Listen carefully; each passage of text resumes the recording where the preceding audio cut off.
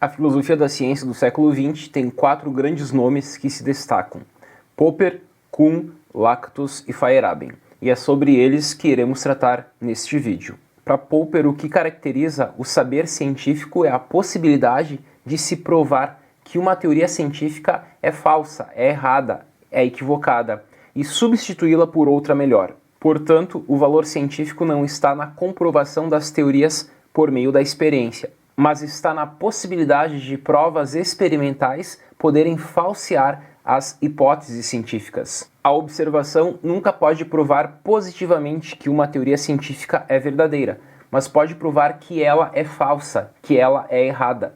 Popper, por meio do seu falsificacionismo, defende o método hipotético-dedutivo como tentativa de substituir o método indutivista.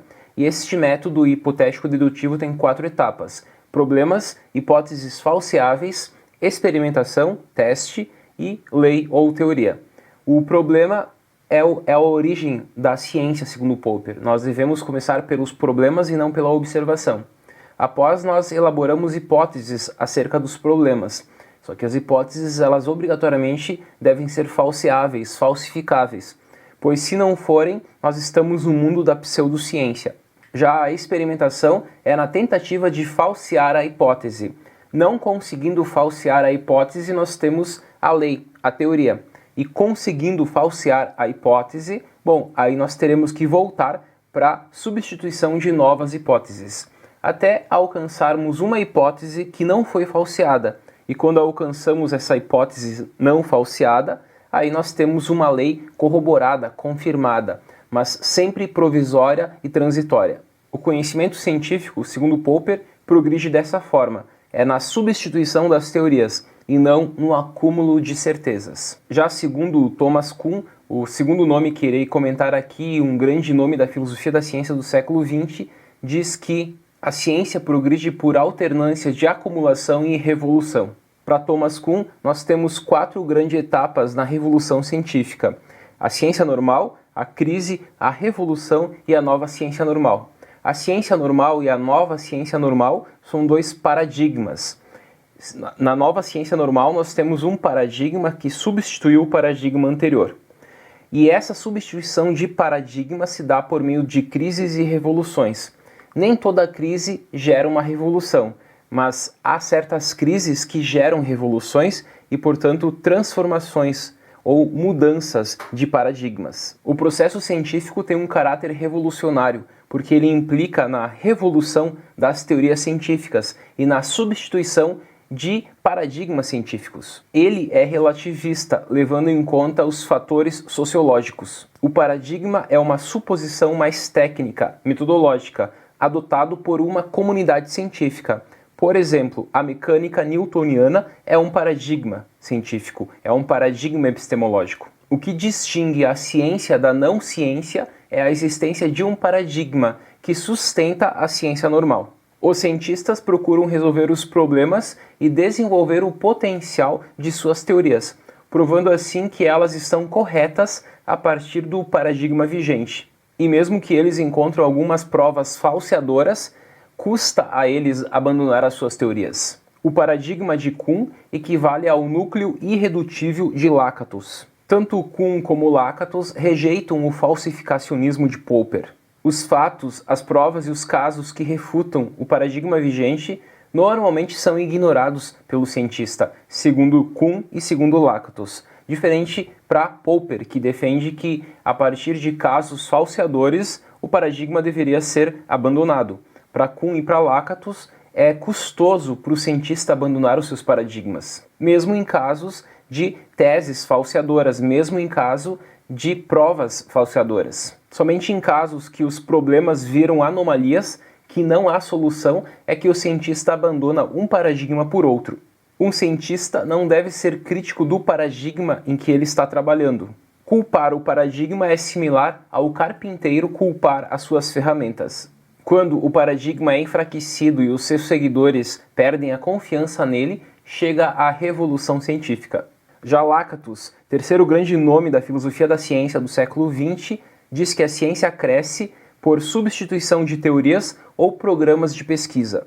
Um programa de pesquisa é científico quando ele possui coerência e quando ele leva à descoberta de novos fenômenos. Podemos dizer que Popper tinha um falsificacionismo ingênuo, já Lactus possui um falsificacionismo sofisticado. O conhecimento, segundo ele, avança com a estruturação de teorias. Vamos pensar o seguinte: há um núcleo e há um cinturão protetor.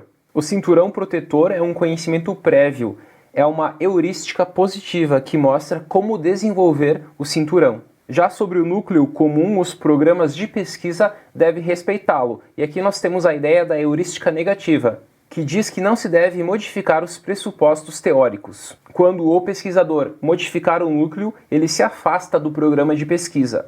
E não se pode, segundo Lactus, dizer que um programa de pesquisa é melhor que o outro. E é necessário oferecer chances ao programa de pesquisa em andamento e não refutá-lo a partir de qualquer problema que ele apresentar, conforme Popper tinha defendido. Sobre a heurística positiva, podemos ressaltar o seguinte: ela indica como o núcleo irredutível, a hipótese básica, pode ser suplantado, aparado pelo cinturão. O núcleo irredutível de um programa de pesquisa é a característica que o define. Exemplo de núcleo irredutível, nós temos a astronomia de Copérnico. O núcleo é a suposição do heliocentrismo.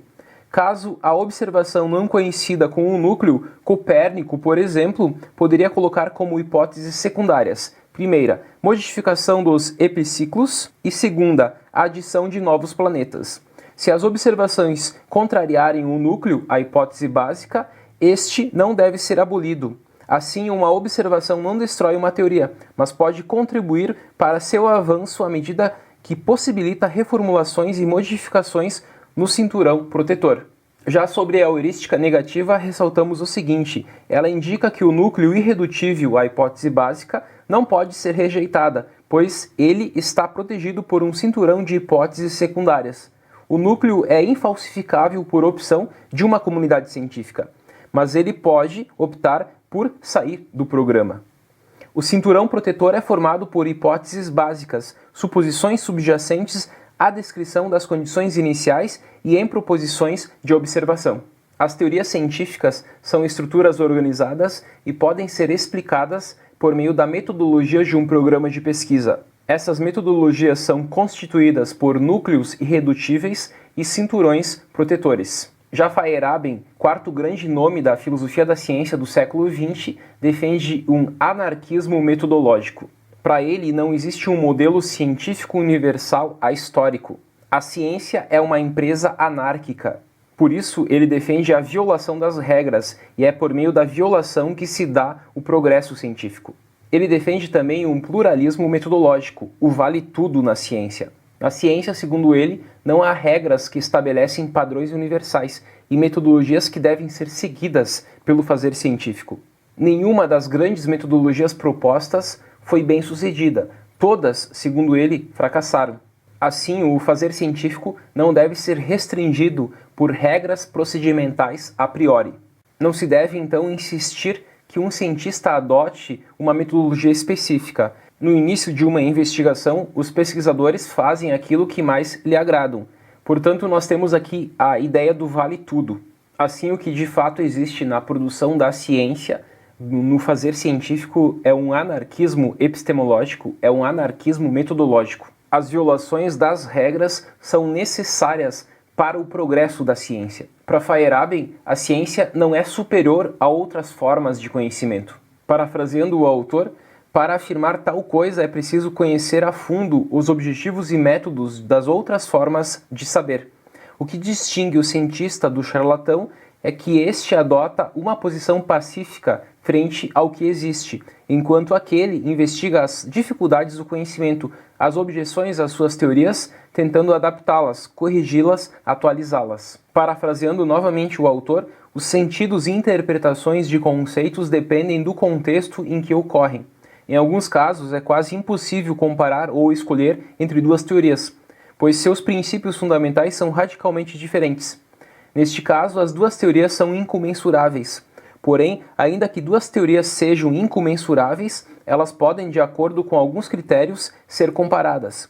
Os critérios são linearidade da teoria, coerência e segurança. Em último caso, a escolha entre critérios e teorias incomensuráveis é subjetiva, diz Feyerabend, tais como julgamentos estéticos, de gosto, preconceitos metafísicos, etc. Feyerabend encoraja os indivíduos a optarem entre a ciência e outra forma de conhecimento.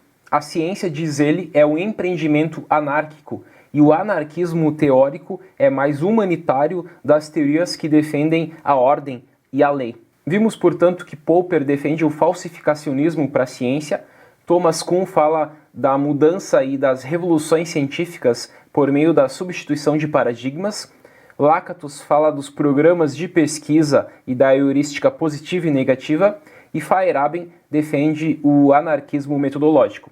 Até mais!